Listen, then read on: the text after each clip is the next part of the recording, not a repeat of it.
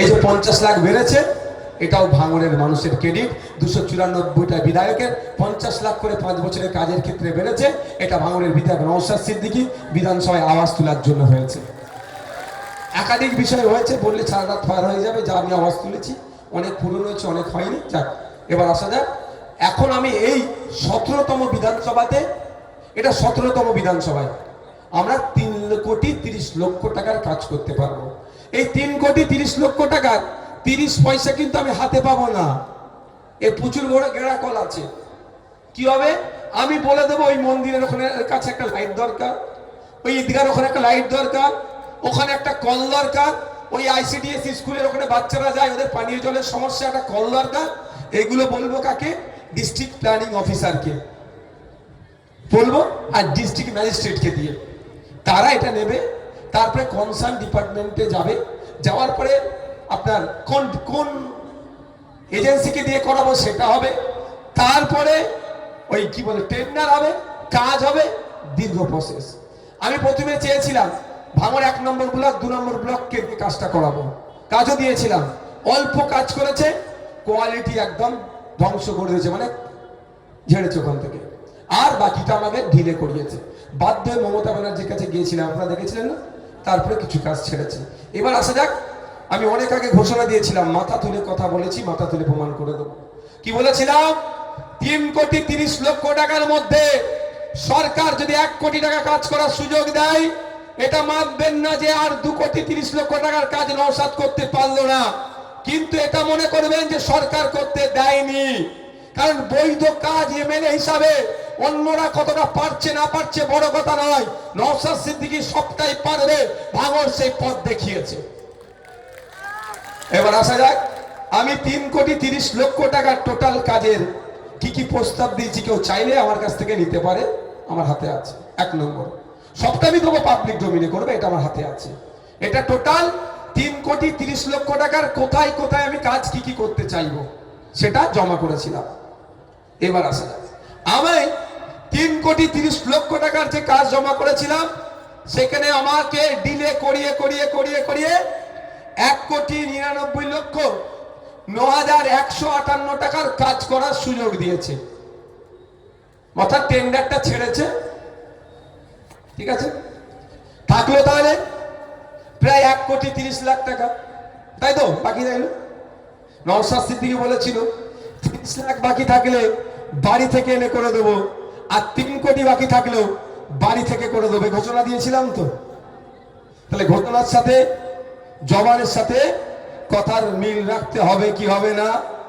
হবে কি হবে না? আমি এখান থেকে বলছি, নওশাদ সিদ্দিকীর উদ্যোগে, হ্যাঁ, গাঁটের টাকা দিয়ে 1,37,51,125 টাকার কাজ চলছে আমার। কি বলছি বুঝতে পারছেন না? তালিটা ছোট হয়ে গেল ভাই। 1,37,00,000 টাকা ভাই বাড়ি থেকে দিতে হচ্ছে। কথা দিয়েছিলাম, কি বলছি কি বলছি বুঝে আসছে? 3,30,00,000 টাকার মধ্যে 1,99,09,158 টাকার কাজ টেন্ডার ছেড়েছে, কাজ হয়েছে। কিন্তু বাকি প্রায় 1 কোটি, আমি আরো 6,60,283 টাকার এক্সট্রা কাজ করে দিচ্ছে আমার 3,30,00,000 ওপরে। ভালো করে বোঝার চেষ্টা করো, হিসাব নালে গুলিয়ে যাবে। প্রথম কথা হচ্ছে, আপনাদের এখানে হিসাবে 5 বছরে একজন MLA 3,30,00,000 টাকার কাজ করবে, তার মধ্যে সবটাই সরকারি টাকা। সরকারি টাকায় কাজ প্রায় 2 কোটি টাকা। তাহলে 1,30,00,000 টাকা কোথায় গেল? আমি ঘর থেকে এনে দিয়ে কাজ করেছি। এবার কোথায় কোথায় কাজ করেছি না করেছি না প্রশ্ন থাকতে পারে তো, এটা তো বড় প্রশ্ন, এটাই বড় প্রশ্ন। তো সেই প্রশ্নগুলো যদি শোনার এনার্জি থাকে ভালো কথা, আমি একটা একটা করে বলতে পারি। আর নাহলে মিডিয়া বন্ধুরা যদি জানতে চান, আমি ছবি তুলে আমি দিতে পারি। তার আমি অঞ্চল ধরে ধরে বলবো কি? হ্যাঁ, অঞ্চল ধরে বলি, পার্টিকুলারটা মিডিয়া বন্ধুদেরকে আমি কাগজ দিয়ে দেবো। এটা হচ্ছে বামনঘাটা অঞ্চলে, 10,27,527 টাকার কাজ আমি করেছি। এমএলএ ল্যাডের। ঠিক আছে, কি কি করেছি মিডিয়ার বন্ধুরা জানতে চাইলে ছবি নিতে পারে না। এবার আসা যাক চালতাবেরিয়া অঞ্চল। চালতাবেরিয়া অঞ্চলে এমএলএ তহবিল থেকে 27,44,400 টাকার কাজ করেছি আমি। আচ্ছা, এটা কি? এটা 2,86,000।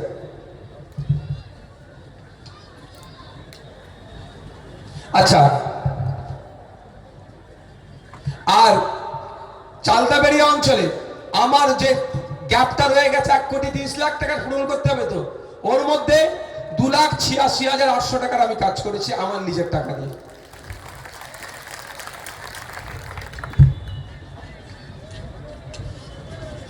এবার আসা যাচ্ছে ভগবানপুর অঞ্চল। এমএলএ তহবিল থেকে অর্থাৎ বিধায়ক তহবিল থেকে কাজ করেছি আমি। কাজ হয়েছে 25,81,200 টাকা। এই সরি, হ্যাঁ, 25,81,200 টাকার কাজ এমএলএ তহবিল থেকে। আর আমার ওই গ্যাপ পূরণে আমি খরচ করেছি 8,60,400 টাকা।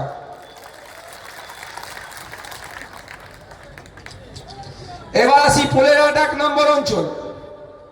বিধায়ক তহবিল থেকে 17,20,800 টাকার কাজ।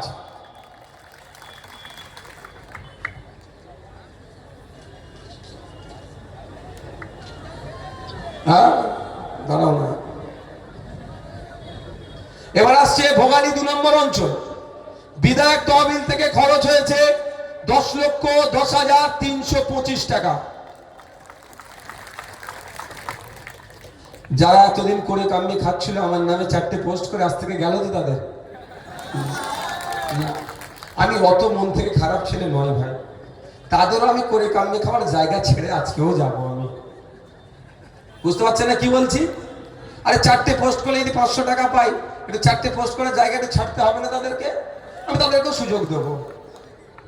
এবার আসা যাক প্রাণগঞ্জ অঞ্চল। এমএলএ তহবিলের মোট খরচ 13,10,400 টাকা।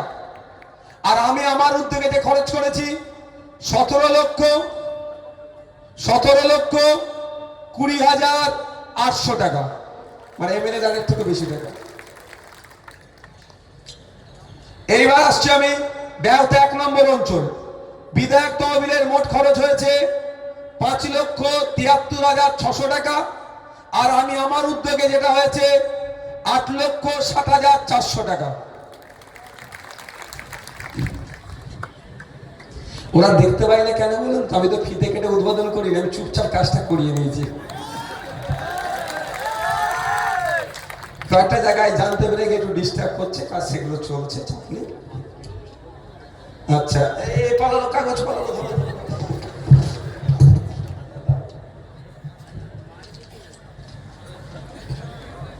এবার আমি ঘোষণা করছি শানপুকুর অঞ্চল। এমএলএ এর খরচ হয়েছে 16,03,921 টাকা। এবার আমি ঘোষণা দিচ্ছি নারায়ণপুর অঞ্চল। এমএলএ এর খরচ হয়েছে 24,30,138 টাকা।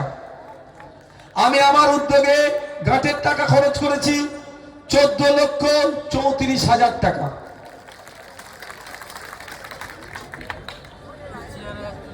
আমার বড় ভাইদের একটা ঘোষণা দিয়েছিল হসপিটালের কথা, জমির সমস্যা নিয়ে হয়ে উঠতে পারেনি। তবে আমি কথা দিয়েছি, আপনাকে একটা কথা দিয়ে দিতে পারি, সৃষ্টিকর্তা যদি আমাকে প্রাণে বাঁচিয়ে রাখে, ভাঙড়কে বড় ভাইজানের স্বপ্ন আমি পূরণ করবো দায়িত্ব নিয়ে। আর যদি কোনো সহায়তায় ব্যক্তি অন্তত জমির জন্য এগিয়ে আসে তাহলে তো শোনাই সহাগা। আসা যাক 2 নম্বর অঞ্চল। বিধায়ক তহবিল থেকে মোট খরচ করছি ওখানে আমি 11,04,581 টাকা। আর বিধায়কের আমার নিজের উদ্যোগে যেটা খরচ করছি 14,34,000 টাকা।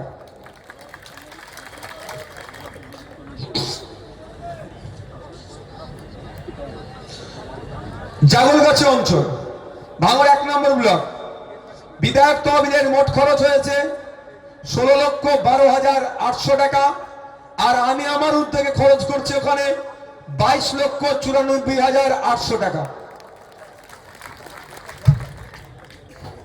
জাগলগাছি নেতারাই বেশি হই করে না এটা নিয়ে। ওখানে 16, 22, 38 প্রায় 39 লক্ষ টাকার কাজ হয়েছে। আব্দুল সেলিম, তোমরা বেশি কাজ করিয়েছো। আব্দুল মান্নান ভাই, ইমরান ভাইরা। ভোগালী 1 নম্বর অঞ্চল, বিধায়ক তহবিলের মোট খরচ হয়েছে 5,13,000 টাকা। আর আমি আমার নিজস্ব উদ্যোগে খরচ করছি 22,94,400 টাকা।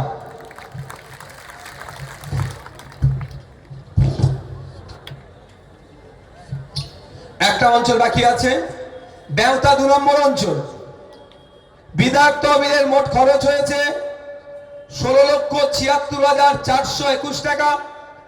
বিধায়কের নিজস্ব উদ্যোগে মোট খরচ হয়েছে 11,47,200 টাকা। মোট 3,36,60,283 টাকা। একটা 5 বছরের বিধায়ক 3,30,00,000 টাকা হয়, একদিকে 6,60,283 টাকার এক্সট্রা কাজ হচ্ছে। আর সাথে সাথে এটাও বলে রাখি 1,37,51,125 টাকা ফুরফুরা শরীফ থেকে নিয়ে এসে আমি খরচ করছি। ঠিক আছে বন্ধুগণ, এবার আপনাদের একটা কথা বলেছিলাম কি, বাড়িতে বাড়িতে খামে ভরে লাস্টে ফ্ল্যাশিংটা হবে তো নাকি? কারণ এনার্জি লস হয়ে যাচ্ছে না তো? আজকের পর থেকে বুক ফুলিয়ে চলতে পারবে তো? বুক ফুলিয়ে চলতে পারবে তো? এতটুকু মাথায় রাখবে, আমাদের পার্টির যিনি জন্ম দিয়েছেন তার নাম আব্বাস সিদ্দিকী। যে কারো কাছে মাথা নত করেনি, কোনো অন্যায়কে প্রশ্রয় দেয়নি। তার ছোট ভাই যদি কোনো অন্যায় করে, যেমন তারা মারে, ঠিক তার কালিমুল, ওহিদুল, আসাদুল, সাদা যারা আছে তারা অন্যায় করলে একই ভাবে তারা দেয়। সবাইকে সমান চোখে তিনি দেখেন। তার আমি ছোট ভাই, একটু মাথায় রাখবেন। এবার কি বলতে যাচ্ছিলাম গো, সব ভুলে যাচ্ছে। এনার্জি লস হয়ে যাচ্ছে না তো কারো? লাইটিং হবে। এবার আপনাদের বলি, তাহলে সরকার আপনাকে মাত্র 1,99,00,000 টাকার কাজ করতে দিল, 1,30,31,00,000 টাকার কাজ করতে দেয়নি। অন্যায় করেছে কি করেনি ভাঙড়ের মানুষের সাথে? বলেন, আমি দিয়েছি আলাদা কথা, কিন্তু অন্যায় তো করেছে। যদি এই টাকার কাজ না করতে হতো তাহলে তারা লসে রান করতো ভাঙড়ের মানুষ। তাহলে এই ভাঙড়ের মানুষকে জবাব দিতে হবে সরকারকে। এই নির্বাচনে জবাব দিতে হবে কি হবে না? জবাব দিতে হবে। হ্যাঁ, জানিয়ে রাখি আপনাদের, কয়েকটা কাজ যেহেতু নির্বাচন ঘোষণা হয়ে গিয়েছে, ইনকমপ্লিট আছে কাজ, সেগুলো চলছে। নির্বাচনের বিধিনিষেধ কিছু থাকে, তার মধ্যে গেলে তাহলে আমার নামে আবার কি হবে বলুন তো? কি হবে? আমার নামে আবার মামলা দিতে সুবিধা হবে। আমি তো নির্বাচনী বিধির বাইরে যেতে পারি না। কিন্তু আপনাদের বলে যাই, সবের ডিটেলস আমাদের কাছে আছে। আপনার নিশ্চিন্তে থাকবেন, যে মনে রাখবেন আপনার বিধায়ক 5 বছর 17টা মামলা খেয়ে 42 দিন জেল খেটে নিজের সিটডারাকে বিকিয়ে দেয়নি, কারো কাছে মাথা নত করেনি। আর 1,500 টাকার ভাড়া খাটা নেতাদের কাছে মাথা নত করবে না। আপনি নিশ্চিন্তে থাকুন।